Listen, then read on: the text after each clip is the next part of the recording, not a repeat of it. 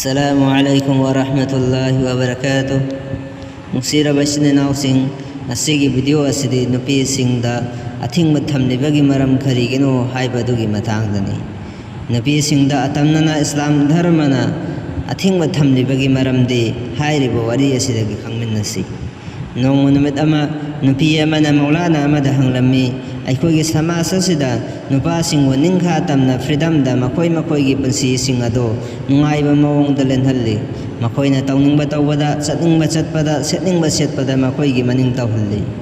ꯃꯁꯤꯒꯤ ꯑꯣꯟꯅ ꯇꯩꯅꯕꯗ ꯅꯨꯄꯤꯁꯤꯡꯕꯨ ꯍꯤꯔꯝ ꯈꯨꯗꯤꯡꯃꯛꯇ ꯑꯊꯤꯡꯕ ꯊꯝꯃꯤ ꯑꯗꯨ ꯇꯧꯒꯅꯨ ꯃꯁꯤ ꯇꯧꯒꯅꯨ ꯑꯗꯥ ꯇꯧꯒꯅꯨ ꯑꯗꯨꯗ ꯆꯠꯄ ꯌꯥꯔꯣꯏ ꯊꯦꯡꯅ ꯍꯜꯂꯛꯄ ꯌꯥꯔꯣꯏ ꯑꯁꯤꯅꯆꯤꯡꯕ ꯃꯌꯥꯝ ꯋꯥꯐꯝ ꯀꯌꯥꯗ ꯑꯊꯤꯡꯕ ꯊꯝꯃꯤ Matam aduda maulana aduna nupi adugi wafamsing adu taraga nokhet tawraga heraklami icha nupi gumlabi nahangonda nupagi matangda paramanama pige nahangna karigumba matamda yot ke dukan natraga godaunda yot sing adu leibak makhada thamba ukhrabra hairiba yot sing adu kalen oigera ningtham tha oigera nungju tha oigera mafam aduda yot sing adu mina leidri fawba makhada taraga adum thammi aduga tha kaya gi matungda leikhiba taragasu yot adogi maman hanthaba leite nupadi irujabaga ko I haina ribani icha nupi hangdoklaga thamba posakka kopsillaga thamba posakka kaidongda manadabani hangdoklaga thamba posakti miyamgi mitafam oigani aduga kopsillaga thamba posakti magul laigani kanana sulaiman chanbangam loi nupigi parmandi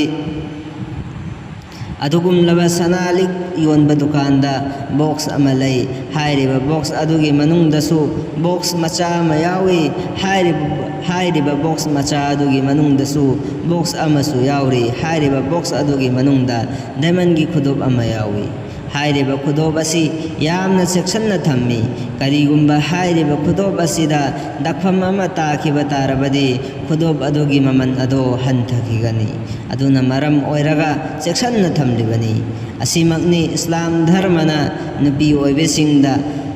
athingba thamlibagi maram